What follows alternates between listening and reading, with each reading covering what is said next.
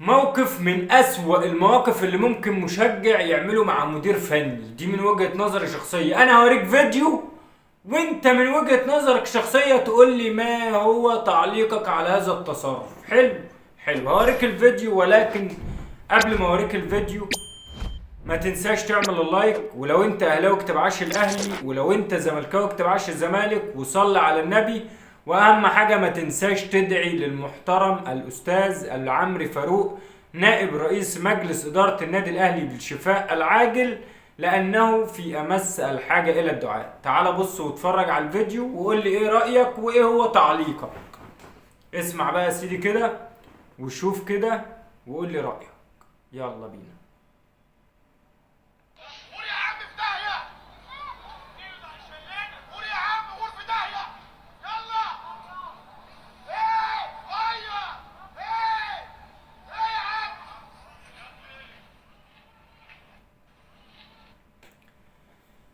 يلا غرف ده، يلا مش عارف ايه، يلا يا عم، ويلا مش عارف ايه، وهوري لك بقى رد فعل مارسيل كولر ليه. ولكن انت اكتب لي ما هو تعليقك. بص يا سيدي مارسيل كولر عمل له ايه، اسمع كده وقول لي ايه رايك برضه. وانا من وجهة نظري الشخصية مارسيل كولر تعامل بذكاء، اللي هو هيحتك مع مشجع؟ لا طبعا. طيب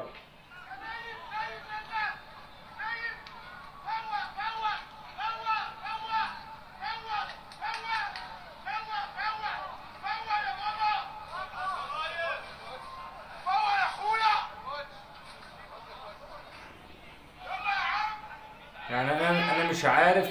بص، مبدئيا انت ليك حق الانتقاد، يعني ده مبدئيا الف ب من حقك تنتقد اي مدير فني، سواء اهلي زمالك بيراميدز. من حقك كمشجع ان انت تتكلم عن اداء المدير الفني وعن تغييراته، وتاخر في التشكيل ولا لا، بدا يعمل مثلا زي ما احنا بنقول كده بالبلدي خالص، بدا يخرف.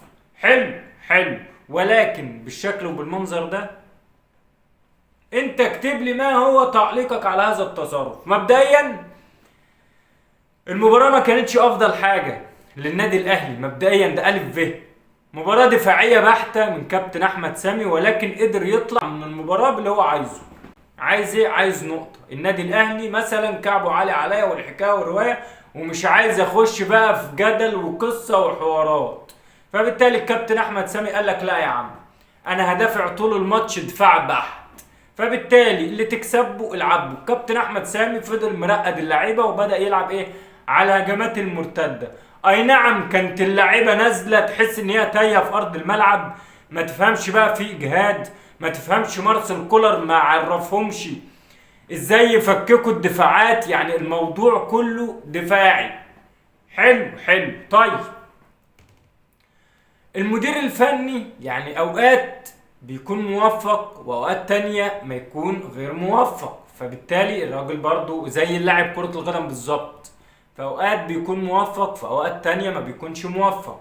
خاصة ان انت مثلا في الدوري المصري لعبت مثلا 6 مباريات. طيب لو هتيجي لترتيب جدول الدوري، هل ترتيبك في الدوري المصري او في الجدول يقلقك كاهلاوي؟ انا من وجهة نظري الشخصية النادي الاهلي حاطط رجل على رجل. ليه بقى؟ هقول. هنيجي نبص لترتيب جدول الدوري واحدة واحدة كده. حلو حلو. بيراميدز عنده 16 بونت. حلو حلو، متقدم عن النادي الاهلي في مباراة واحدة. في حالة فوز النادي الاهلي بالمباراة دي هيتقدم على نادي بيراميدز في عدد النقط، لان النادي الاهلي عنده 14 بونت، نادي بيراميدز عنده 16 بونت. في حالة فوز النادي الاهلي بمباراة هيفرق بنقطة. حلو حلو، لان نادي بيراميدز لعب 7 مباريات، النادي الاهلي لعب 6. في المركز الثالث نادي فيوتشر برصيد كام؟ برصيد 12 بونت. في المركز الرابع نادي زد برصيد 12 بونت. في المركز الخامس نادي الاتحاد برصيد 11 بونت. واحد يقول لي امال فين الزمالك؟ ما انا جاي لك في الطريق. في المركز السادس نادي انبي. في المركز السابع نادي طلائع الجيش. في المركز الثامن نادي الجونة. في المركز التاسع نادي سموحة. انا بكلمك الفرق دي لعبة 6 مباريات والنادي الاهلي متعادل معاها، وبرغم كده النادي الاهلي متقدم بفرق مثلا 2 بونت عن نادي فيوتشر، لانه لعب كل ده لعب 6 مباريات ما عدا نادي بيراميدز متقدم ومتصدر الدوري، ولكن بفرق مباراة ب3 بونت. في حالة فوز النادي الاهلي هيتخطاها ببونت. طيب نادي سموحة في المركز التاسع، نادي المصري في المركز العاشر برصيد 9 بونت. فكده عندك سموحة في المركز التاسع عندها 9 بونت، وعندك نادي المصري في المركز العاشر وعنده 9 بونت. واحد يقول لي امال فين الزمالك؟ الزمالك في المركز ال11. واحد يقول لي انت بتهزر، والله العظيم الزمالك في المركز ال11 فعلا. نادي الزمالك في المركز ال11 برصيد 8 بونت. فبالتالي في مباراة لنادي الزمالك بكرة مالكش اي اختيار تاني الا انك تفوزها. معنى انك تفوزها يبقى هتطلع لك مثلا يجي 4 5 6 مراكز، ما قدامكش اي حل تاني. طب هل لعيبه نادي الزمالك هتستر؟ انا شايفه من وجهه نظري الشخصيه لعيبه نادي الزمالك مش هتستر. واحد اهلاوي هيطلع يقول لي طب انت ايه رايك في مباراه النادي الاهلي وسموحه؟ انا من وجهه نظري الشخصيه كنا ناخد لهم مثلا لحافين على مرتبه على مخدتين ونقيل لنا شويه في الاستاد والموضوع ينفض، لان فعلا النادي الاهلي ما قدمش اي حاجه يستحق بها الفوز. اي نعم كنت مستحوذ طول المباراه وكنت واخد بص الملعب رايح جاي جاي رايح، ولكن بدون اي فائده. نادي سموحه نزل قفل لك دفاعاته بشكل كويس. كابتن احمد سامي يعني بص بقى معلم في حته انه يقفل لك في الدفاع. كابتن احمد سامي نجح انه يخطف نقطه من النادي الاهلي، والمباراه من وجهه نظري الشخصيه مباراه تعبانه كرويا، مباراه تعبانه. النادي الاهلي ما قدمش اي شيء في المباراه، ونادي برضه سموحه ما قدمش اي شيء، حتى كان بيروح على استحياء. في اكتر من كره جت لحسام حسن وجت مش عارف مين، فبالتالي برضه ما كانش فيه اختبار حقيقي لكابتن محمد الشناوي. من هنا بقى نيجي لنقطه في غايه الاهميه. خلاص سيب المباراه لان المباراه كانت ممله،